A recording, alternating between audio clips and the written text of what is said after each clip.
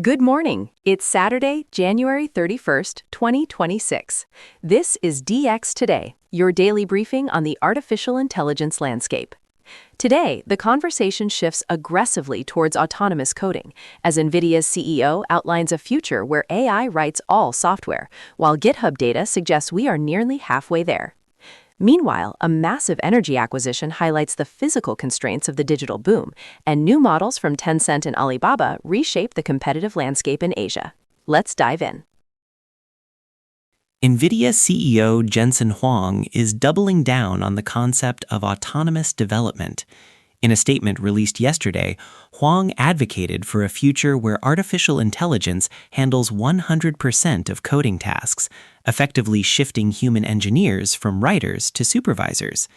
This aligns with NVIDIA's broader strategic pivot, positioning the company not just as a hardware supplier, but as the architect of a new software engineering paradigm, where manual coding becomes obsolete.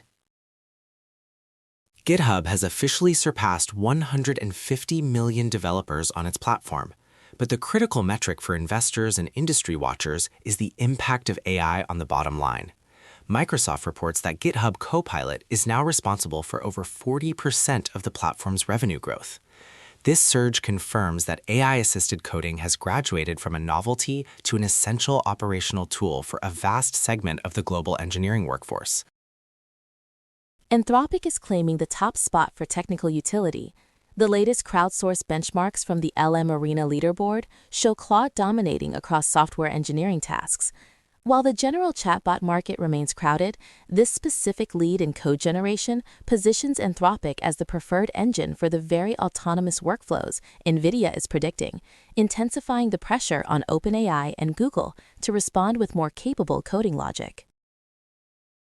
Stability AI has released Stable Diffcoder 8B Instruct. This is an 8 billion parameter model optimized specifically for code generation. By focusing on the smaller, task-specific architecture, Stability is addressing the market need for efficient, localizable development tools that don't require the massive computational overhead of frontier models. It represents a growing trend towards specialized rather than generalized AI agents. Constellation Energy has completed its acquisition of Calpine Corporation in a deal valued at $26.6 billion. The merger creates a massive entity with 55 gigawatts of capacity, primarily natural gas and geothermal. This consolidation is directly driven by the insatiable energy appetite of AI data centers. With long-term agreements already secured with Microsoft and Meta, this move underscores how utility providers are becoming the absolute gatekeepers of AI scaling. Microsoft is taking another step toward vertical integration with the introduction of the Maia 200 inference chip.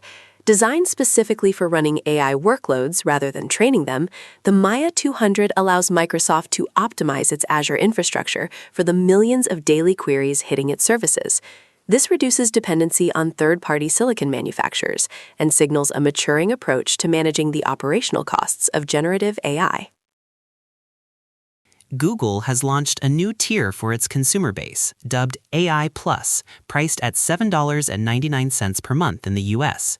This rollout coincides with the integration of Gemini 3 into search overviews and agentic commerce features. By aggressively pricing this tier, Google is attempting to normalize paid AI utilities for the mass market, while defending its core search monopoly against ad-free competitors. Google has entered a strategic partnership with Sakana AI, a research lab known for its work on the AI scientist and evolutionary algorithms. Unlike the brute force scaling method used by most major labs, Sakana focuses on nature-inspired approaches to model discovery. This partnership indicates that Google is hedging its bets, investing in novel research methodologies that could unlock efficiency gains as traditional scaling laws face diminishing returns. OpenAI is formalizing a value-sharing strategy with its corporate partners. Expanding on the framework established with Microsoft, OpenAI will provide access to intellectual property and algorithms in exchange for massive computational resources from other entities.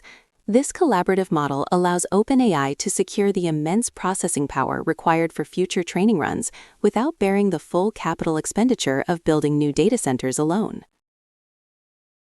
xAI's Grok platform has officially launched Grok Imagine, a new feature offering text-to-video generation. The tool supports clips up to 15 seconds long, marking xAI's expansion into multimodal capabilities.